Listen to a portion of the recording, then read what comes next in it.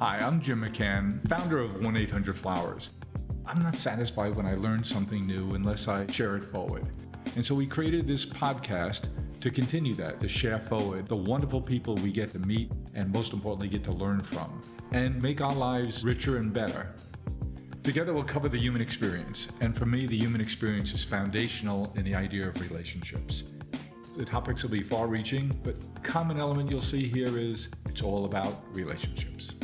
So I invite you to join us on this journey. Come experience it with us, share your thoughts and ideas, and become part of our community. We'd love to have you.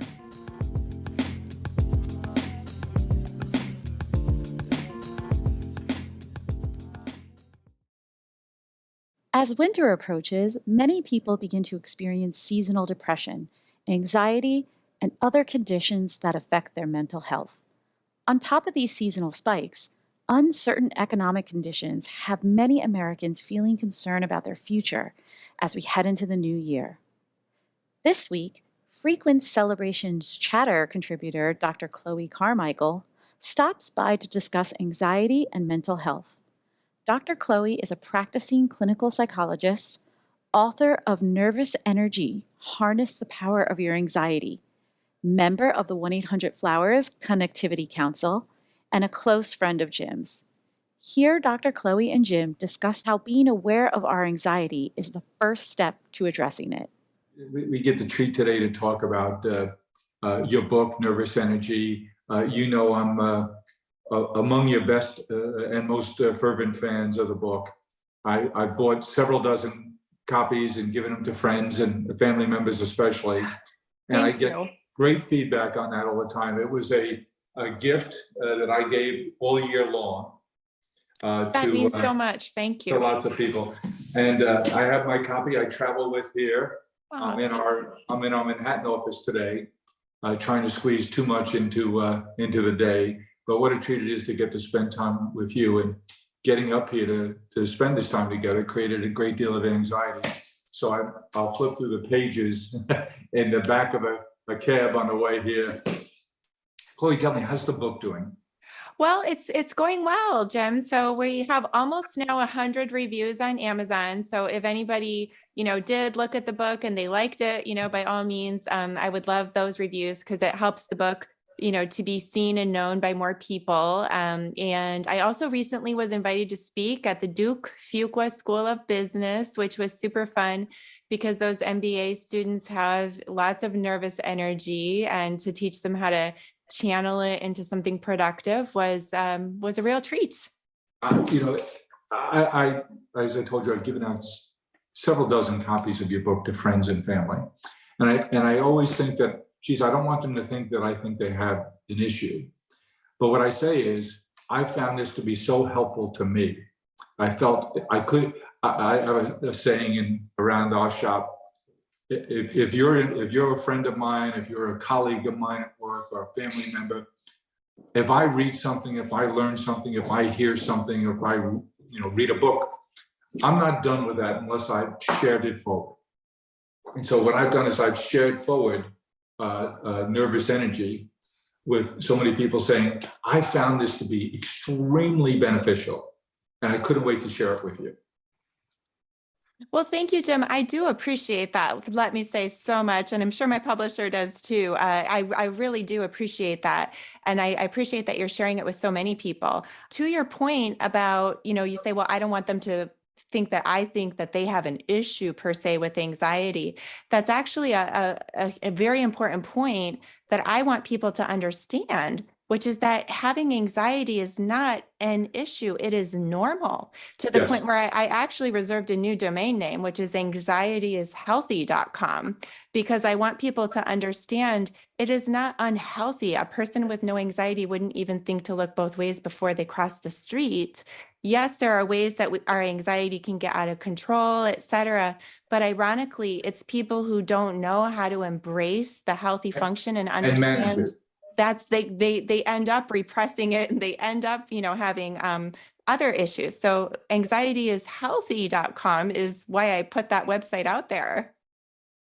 Well, that's terrific. So what would you encourage people like me who want to give this as a gift to someone? Because not only is it a gift, but it's a gift. And around our shop, we talk a lot about giving is the gift. And I'm just today, I'm making notes on other people I want to share your book with because I think it is so darn helpful. Well, thank you so much. Yeah, I mean, I would, I share in the book, by the way, about how I use the techniques on myself. Yeah, so I certainly don't think there's anything wrong with it. And so for people who do want to share about it with other people, they might just say, hey, I heard a refreshing take about the topic of anxiety, which is that it's actually healthy and we can learn how to use it the way Mother Nature intended. So for people who just want to maximize their well-being, not even anything to do, with anything to do with mental illness, even though I think it's great, we want to destigmatize that. But this book is not even about that. It's just about healthy functions of anxiety, about the way we can use anxiety constructively, the way Mother Nature intended. At my point in life now, I have grandkids, and the oldest of the 7 grandkids is 13, a terrific young lady, and the youngest is 1. But I found myself thinking recently about regifting your book to my daughter and my son-in-law. They have three kids, terrific kids all, and they're wonderful. I'm so proud of my 3 kids and their spouses, is what good parents they are. And it just reminds me, I could have been a lot better as a parent, but somehow they survived me.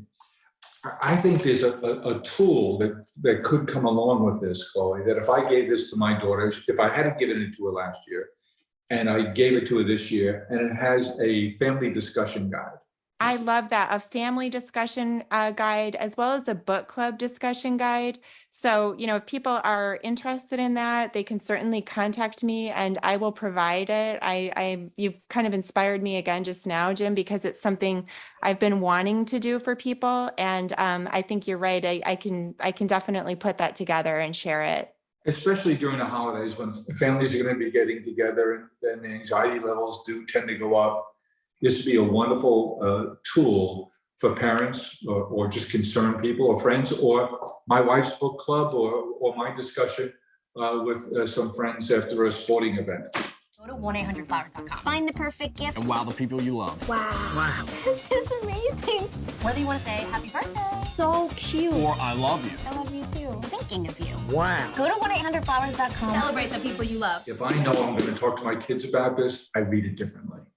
And I'm thinking about how Abigail would benefit from this particular chapter, or how Liam, who's a sports nut, could really learn about Buddhism and breath as he's walking up to the foul line, as he just won a big basketball tournament this weekend. There's so many things that we could learn from that, but the biggest opportunity is for us to use your book as a tool with our families, because if we're reading it to teach it, we're learning better. Thank you, Jim. And yes, I totally agree with you. When we teach something, we do have to really internalize it. Even I was teaching adjunct psychology 101 at one point in my life. And I remember even having to basically really bone up on even basic psychology principles, because standing in front of a class trying to explain them, discussion and fellowship and community, it brings a new level of integration. So I'm definitely going to put that guide together. Thank you for encouraging me. And I'll do that, and I'll share it with you and with anybody else that may want it. Chloe, you and I are COVID buddies. We were introduced at the beginning of COVID, and I'm so thankful to Kevin Graney for introducing us, because we've become good COVID buddies. And I can't believe we've never met in person. Thank God for Zoom and Teams and all these other virtual connective tools, because you've been such a positive addition to my life and a real benefit to me and to everyone around me. So I so value our relationship. But not everybody's as lucky as I am to know you. And I wondered your thoughts on, I'm a fan of a company called Talkspace. Mm-hmm. So the question to you is, and I suspect I know the answer, but I'd rather hear it from you. The founders of Talkspace I met and really liked.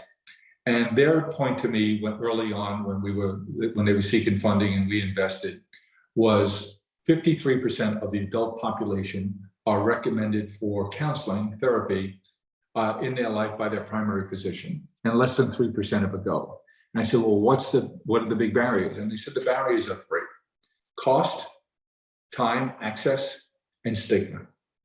And by doing it virtually, digitally, you can eliminate or reduce each of all three of those big barriers to people accessing services. So my question is, what is your thought on virtual counseling therapy?